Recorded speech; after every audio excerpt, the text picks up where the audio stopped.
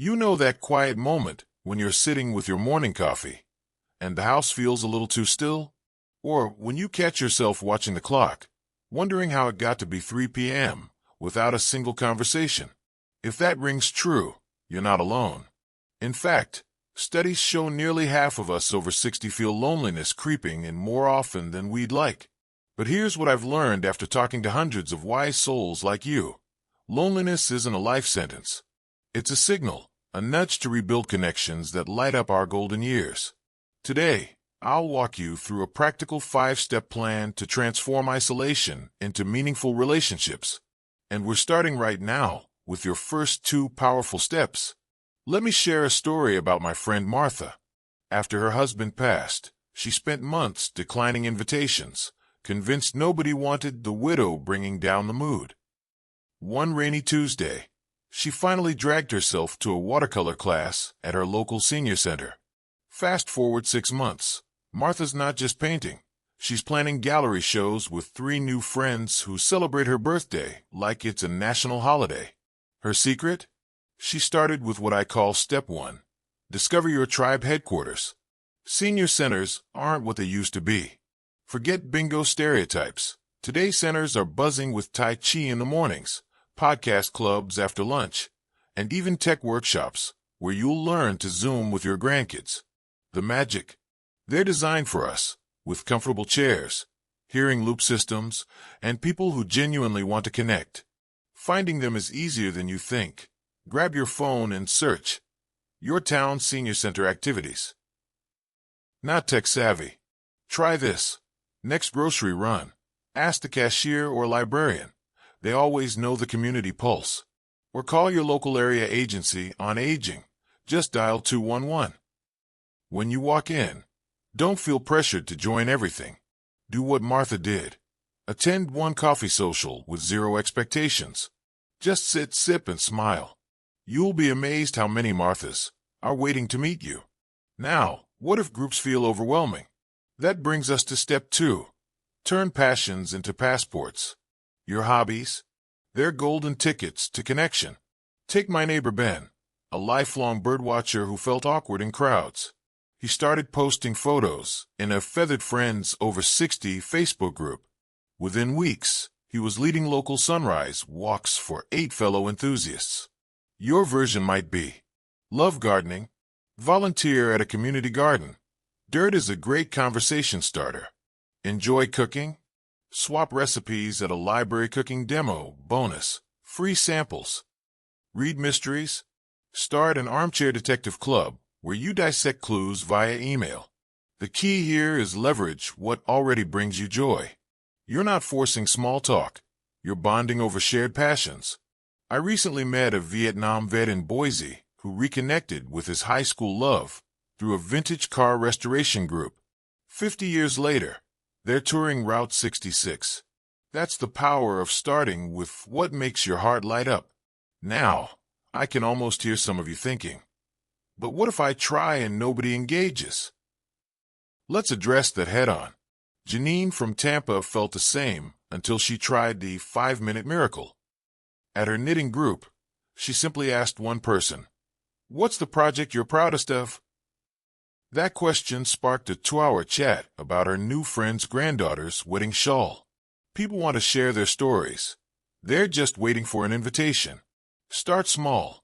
At your next activity, prepare one open-ended question like, "What brought you here today?" Or, "What's your favorite thing about this hobby?" Remember, connection isn't about being the life of the party. It's about finding your people, the ones who get your jokes, respect your silence, and notice when you're absent. Martha found hers through a senior center bulletin board. Ben found his through a birdwatching app. Your tribe is out there waiting. We've covered your foundation, finding welcoming spaces and anchoring to your passions. Next time, we'll move into the game-changing art of effortless conversations and unexpected places where purpose awaits. But for now, I'd love to hear, what's one activity that made you lose track of time when you were younger? Gardening, jazz music, woodworking. Share below. Your idea might inspire someone's first step. Until then, remember this. Every meaningful connection in history started with one brave hello. Yours is waiting. The art of effortless connection. Remember Eleanor? She's the lovely woman from our comment section last week who shared how she'd always loved singing, but hadn't joined a choir since her church days in the 80s. Well, after our chat about finding your tribe, she took a deep breath and walked into a community chorus rehearsal. But here's what almost stopped her at the door. What if I say something awkward? What if they don't like me? If that worry feels familiar, lean in close, because today we're tackling the secret to turning strangers into friends without the pressure. This is where your step 3, master the 5-minute conversation, comes alive. You see, Eleanor stood frozen in that hallway until the director noticed her. Instead of heavy, "Tell me about yourself," he smiled and said, "I'm so glad you're here. We're missing a few altos today. Would you be willing to help us balance the second verse?" That simple invitation gave her purpose. It's what I call the 3 magic bridges. Effortless ways to cross from silence to connection. The observation bridge. That sunflower tote bag is stunning. Did you grow them yourself? Why it works. Compliments plus invites a story. The curiosity bridge. I'm new here. What's your favorite part about this group? Why it works. Honors their experience plus makes them your guide. The shared experience bridge. Phew. Finding parking was an adventure today. Was it this busy last week? Why it works. Finds common ground plus adds humor. Sam from Cincinnati used bridge number 2 at his woodworking workshop. He asked retired teacher Harold, "That sanding technique looks brilliant. Would you show a rookie how it's done?" 2 hours later, they were planning a joint bookshelf project. Turns out, Sam told me, asking for help is the fastest way to make someone feel valued. But what about deeper bonds? That brings us to step 4. Find purpose in unexpected places. Volunteering isn't just about giving. It's about discovering quiet, kindred spirits. Take Gloria, 73, who started walking dogs at her local shelter. She expected puppies. What she found was Marjorie, another widow who showed up every Tuesday with homemade dog treats. Their friendship grew in the quiet moments between leash clips and wagging tails. Where purpose hides. Micro-volunteering. Read to kindergartners once a month. 20 minutes equals 6 little faces lighting up at once upon a time. Skill sharing. Teach your legendary pie crust at a community kitchen. Virtual giving. Transcribe historical letters online from your couch. A Johns Hopkins study found seniors who volunteer just 2 hours weekly have significantly lower loneliness levels. Why? Purposeful connections bypass superficial chatter and anchor you in shared meaning. When you're side-by-side packing meal kits or planting trees, conversations flow like old friends catching up. Now, I know some of you are thinking, but my energy isn't what it used to be. That's where Dignity First volunteering shines. My friend Arthur uses a walker, but tutors immigrants in English via Zoom twice a week from his recliner. Helping Jamal from Syria prepare for his citizenship test, he says, makes me feel necessary again.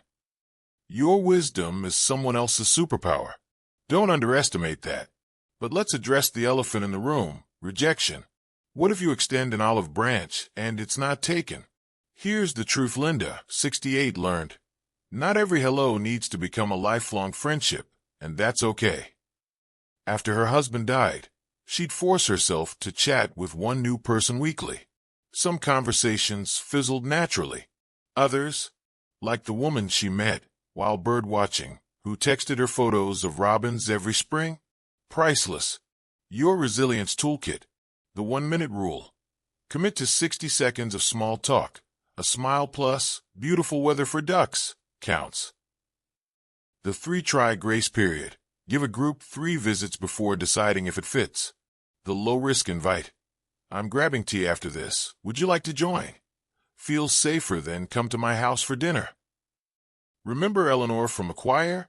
Last month, she nervously asked seatmate Carol, "Your harmony gave me chills. How long have you been singing?" Today, they carpool to rehearsals, and Carol just introduced her to a writing group. Turns out, Eleanor laughed, we both hated high school chemistry.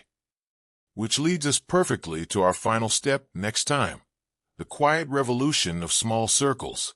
We'll explore why depth beats breadth, how to nurture bonds that weather life seasons, and the surprising freedom of saying no to draining relationships.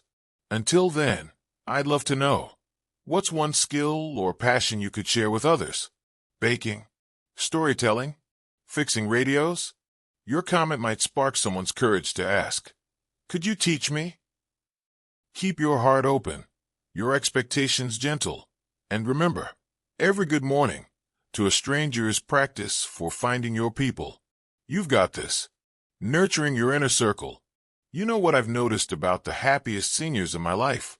It's not about how many people fill their address books. It's about how deeply they're seen by just a few. Think about your favorite sweater, the one worn soft by time that fits just right. That's the kind of connection we're cultivating today as we complete your 5-step plan.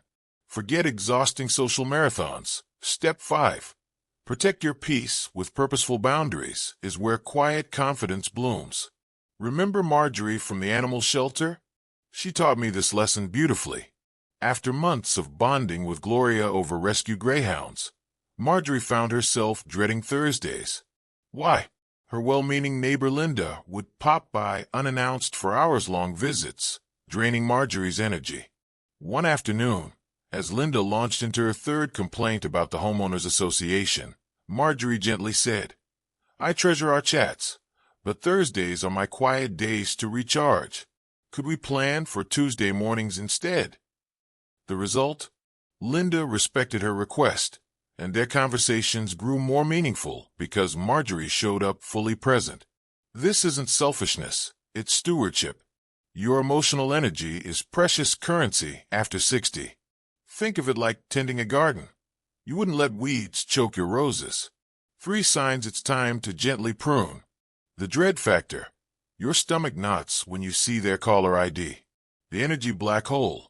You feel depleted for hours after interacting. The one-way street. They share endlessly but never ask, how are you really? Now, this doesn't require dramatic confrontations. Try the sandwich method my friend Carl uses. I love hearing about your grandkids' soccer games. Appreciation. I need to keep afternoons open for my physical therapy boundary. Let's catch up over Sunday phone calls. Positive redirect. But boundaries aren't just about limiting drains.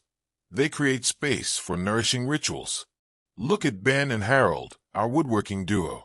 Every Friday at 10 a.m., they meet in Ben's garage workshop. No agenda beyond coffee, sawdust, and comfortable silence. That consistency builds what psychologists call secure attachment in friendships. The bone-deep knowledge that someone will show up. Create your own connection rhythms. The 2-minute check-in. Text a photo of blooming petunias to your gardening friend with, "These made me think of you." The shared silence pact. Sit companionably reading. No pressure to perform. The memory anchor. Revisit meaningful spots, e.g. Meet me at our favorite lighthouse bench every first Tuesday. Eleanor and her choir friend Carol now have what they call Sip and Solve Sundays. Sipping tea while tackling the crossword. We don't even talk much sometimes, Eleanor confessed. But knowing she's there, it fills a chamber in my heart I didn't know was empty. Now, let's address the tender question. What if your circle feels too small? First, honor that ache. Then consider Ruth's story. At 82, she'd outlived most friends. Rather than chasing new peers, she became the neighborhood memory keeper. Kids on her block bring her dandelion bouquets. Teens ask for advice about vintage cars. Her late husband restored Fords. Her porch became a living scrapbook where generations intersect. Unexpected wells of connection. Be the encourager. Leave handwritten notes for delivery drivers. Hot day. Appreciate you. Adopt a grandfriend. Read to a child via nonprofits like AAR Peace Experience Corps. Embrace digital pen pals. Apps like Slowly match global seniors for handwritten style letters. The research is stunning. A University of Michigan study found seniors with diverse social roles, mentor, volunteer, neighbor, report 30% less loneliness than those with only same-age friends. Why? Variety keeps our emotional ecosystem resilient. As we wrap our 5-step journey, let's revisit your brave path. Keycap 1. You discovered your tribe headquarters. Keycap 2. You turned passions into passports. Keycap 3. You mastered effortless conversations. Keycap 4. You found purpose in giving. Keycap 5. You protected peace with boundaries. This isn't about becoming a social butterfly. It's about becoming rooted. Like Gloria tending her shelter dogs, while Marjorie passes out homemade biscuits. Like Ben and Harold's sawdust-scented silences. Like Eleanor and Carol's crossword companionship. So here's my challenge for you this week. Plant one tiny seed of connection. Text that neighbor about their roses. Ask your librarian for volunteer ideas. Join one online forum about your hobby. Then come back and tell us what bloomed. Because your presence is a gift.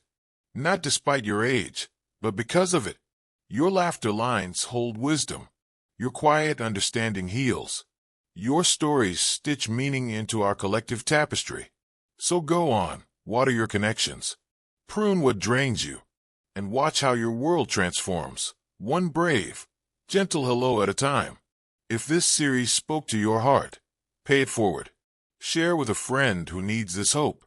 Subscribe for more Golden Years well-being tips. Comment below. Who's one person in your small circle you're grateful for today? Until next time, remember, the most beautiful gardens grow from patiently tended soil. Yours is already blooming.